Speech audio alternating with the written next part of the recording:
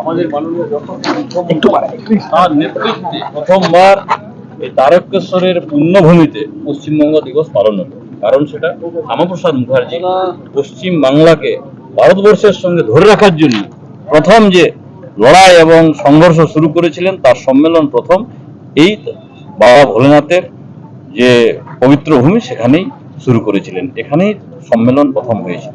সেই জন্য এখানে আজকে আমরা বেছে নিয়েছিলাম পশ্চিমবঙ্গ সরকারের পক্ষ থেকে। কংগ্রেসের আক্রমণ করেছে, কংগ্রেস গর্তে ফেলে দিয়েছে পশ্চিমবঙ্গকে, এবং শ্যামাপ্রসাদের যে স্মৃতি সেটাকে নষ্ট করে দেওয়ার একটা যে কথা বললেন, সেটা কি বলবেন? দেখুন, শুধু কংগ্রেস নয়, কংগ্রেসের যে সহযোগী পার্টনার দুটো আছে, সিপিএম এবং তার সঙ্গে সঙ্গে তৃণমূল কংগ্রেস, এরাও চেষ্টা করেছে শ্যামাপ্রসাদ মুখার্জির যে ভূমিকা, সেই ভূমিকা যাতে মানুষ না জানতে পারে, ইতিহাস যাতে ভুলে যেতে পারে, তার জন্য যত প্রকারের চেষ্টা কংগ্রেস, সিপিএম, তৃণমূল তিনটা রাজনৈতিক দলই করেছে। শ্যামাপ্রসাদ মুখার্জি যদি আজকে না থাকতো সেই সময় আমাদের এই পশ্চিমবাংলাতে, ভারতবর্ষে, তাহলে আজকে আমাদের রাজধানী দিল্লি না হয়ে ঢাকা হতো।